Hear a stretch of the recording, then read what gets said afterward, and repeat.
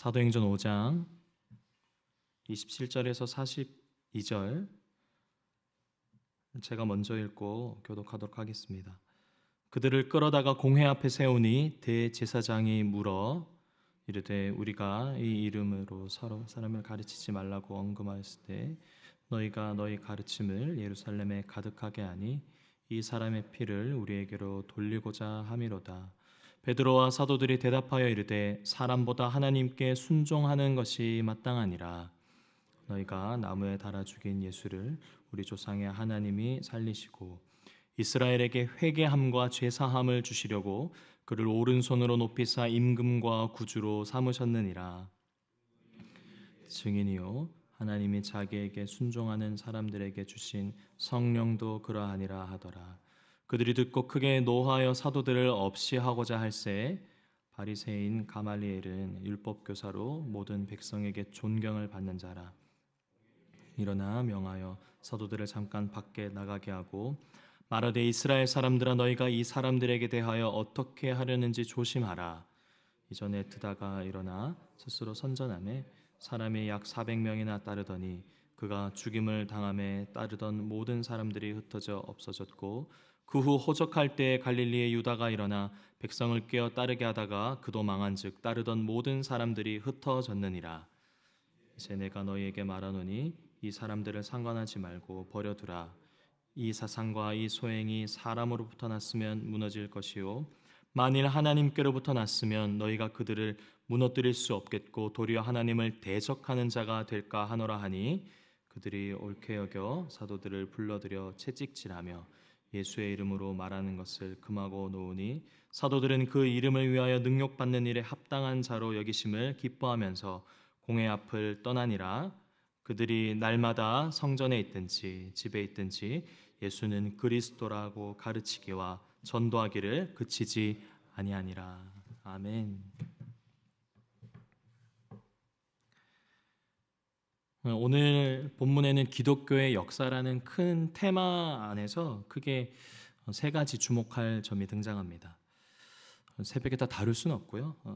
단적으로만 말씀드리자면 초대교회의 탄생으로부터 오늘날의 교회에 이르기까지 교회가 어떻게 존재할 수 있었는지를 보게 되고요. 또 하나는 교회와 예수를 반대하는 자들은 무엇에 거리낌을 갖고 있는지를 살펴볼 수 있습니다. 또 마지막으로는 교회를 이루는 그리스도인들은 무엇을 기쁨으로 두고 살아야 하는지를 살펴볼 수 있는데 오늘 저는 교회와 예수를 반대하는 자들이 무엇에 거리낌을 느끼는지를 중심으로 말씀을 짧게 살펴보고자 합니다. 결론부터 말씀드리면요. 교회와 예수를 반대하는 자들은 예수님이 자신의 죄를 위해서 죽으셨음을 극도로 꺼려 한다는 것입니다. 본문을 살펴볼 텐데요. 오늘 본문은 사도들이 복음을 전했다는 이유로 공회에 두 번째 소환당하는, 붙들려서 재판을 당하는 장면입니다. 이미 사도행전 4장에서 예루살렘 공회에 잡혀 불려갔었죠. 그때 이제 상황이 어땠냐면 성전 미문에서 다리를 못 쓰는 자를 낫게 하고 또 그들 가운데 회중에게 설교했을 때 5천 명의 회심했던 역사가 있었습니다. 그때 한번 붙잡혀 왔었죠. 그래서 4장에 보면 사도들을 채찍질, 오늘 본문에 보면 40절에 사도들을 채찍질하고 예수의 이름으로 말하는 것을 금하고 놓아줬습니다. 오늘 이제 두 번째 일어난 공회에서 이 사건에서 제가 좀 흥미롭게 본 점이 있는데 바로 대제사장들의 수동적인 태도입니다. 정확하게는 그들이 극도로 예수님을 꺼려하고 있습니다. 28절 한번 다 같이 읽도록 하겠습니다. 시작. 이르되 우리가 이 이름으로 사람을 가르치지 말라고 엄금하였으되 너희가 너희 가르침을 예루살렘에 가득하게 하니 이 사람의 피를 우리에게로 돌리고자 함이로다. 어떻습니까? 대제사장들은 사도들이 복음을 전하는 행위를 어떻게 해석하고 있죠? 이 예수의 죽음, 예수의 피 흘림을 자신들에게 돌리려는 것으로 보고 있습니다. 사도들이 복음을 전하는 행위가 예수의 죽음이 너 때문이야 라고 하는 것에 대해서 이렇게 해석하고 있습니다. 28절에 그래서 직접적으로 예수의 이름을 언급조차 하지 않습니다. 대제사장들이요. 이 이름으로, 이 사람의 피로 라고 간접으로 언급합니다. 왜죠? 이들은 예수의 죽음을 철저하게 악인에 대한 법적 재판의 결과로 보고 있기 때문입니다. 이해되시죠?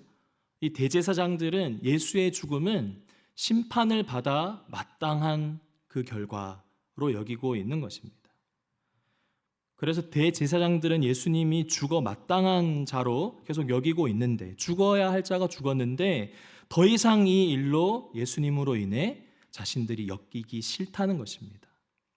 제가 이들의 이 모습이 왜 흥미로웠냐면, 저와 여러분이 사실은 좀 더 확대하자면 오늘날의 교회가 대제사장들의 태도와 비슷한 점이 있는 것은 아닐까 하는 생각이 들었기 때문입니다. 언제요?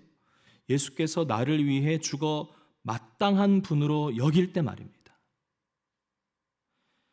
죽을 자가 죽었을 뿐이라고, 십자가에 예수님이 죽어야 내가 사니까, 그래서 예수님의 죽음을 어느새 당연히 여기는 것은 아닐까라는 겁니다. 제가 이 대목을 이제 어제 아내와 나눴는데, 본인은 나는 전혀 그렇게 느낀 적이 없는데 라고 이야기를 하는 거예요. 그래서 맞습니다. 날 위해 예수님의 죽으심을 당연히 여기는 그리스도인들이 누가 있겠습니까? 그런데 초대교회의 모습과 오늘날의 교회의 모습에 큰 차이점이 있다고 본다면, 저는 자꾸만 교회가 예수의 죽음에 대해서 꺼려하는 것 같습니다.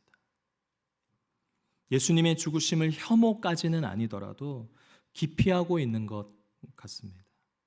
세상에서 교회의 입지가 줄어들면 줄어들수록 사람들에게 불쾌감과 혐오감을 일으키게 하는 이 예수의 죽음에 대해서 오히려 언급을 최대한 피하거나 자제하는 것이 오늘날 초대교회와, 그리고 초대교회 오늘날의 교회에 이 큰 차이가 있는 것 같습니다. 단적인 예로 나의 죄를 위해 피 흘리신 예수님의 그 십자가보다는 미적으로 아름다운 십자가를 더 선호하는 것이 있지 않습니까? 근데 여러분, 기독교의 긴 역사 속에서 각 시대마다 교회가 부흥했던 때는 언제나 복음이 있는 그대로 전파가 되고, 예수 그리스도의 그 십자가, 그 거친 십자가를 붙들을 때인 줄 믿으시길 바랍니다. 예수님의 죽으심이 전적으로 나로 인한 것인 것을 시인하고 하나님 앞에서 가난할 때, 그때 비로소 하나님이 은혜로 부욕케 하시는 줄 믿으시길 바랍니다. 오늘 본문에 또 제가 주목했던 점 하나만 더 나누고자 하는데요. 바로 뭐냐면, 이 가말리엘 선지자가 이들의 사상에 대해서 그대로 내버려 두라라고 했던 것입니다. 유다와 또 드다라는 자칭 선지자라는 사람들이 이스라엘 백성을 호도하였다가 스스로 일으켰지만 그 이후에는 자연스레 사라지지 않았냐는 것입니다. 기독교는 그런데 그 2000년 지난 지금까지 어떻습니까? 스스로 힘을 얻어서 여기까지 왔습니까? 그렇지 않습니다. 하나님의 교회는 하나님의 힘과 능력으로 여기까지 하나님이 운행하시는 줄 믿습니다. 그리고 또한 수지 예본교회도 그렇게 하나님이 운행하고 계시는 줄 믿습니다.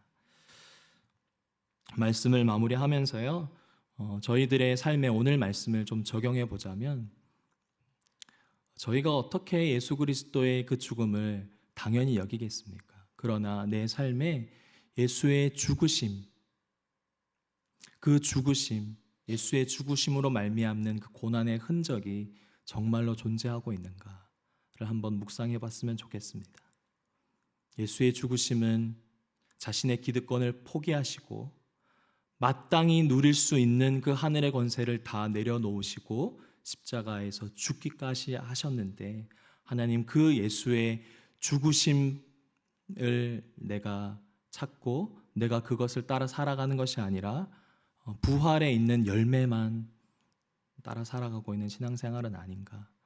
하나님, 오늘 기도할 때 주님의 마음을 허락하시고 높아져 있는 우리의 마음이 있다면 가난케 하셔서 오히려 은혜로 부욕해 되는 은혜가 있게 해달라고, 또 그 은혜가 저와 여러분의 삶 가운데 가득하시기를 예수님의 이름으로 축복합니다. 잠깐 기도하도록 하겠습니다.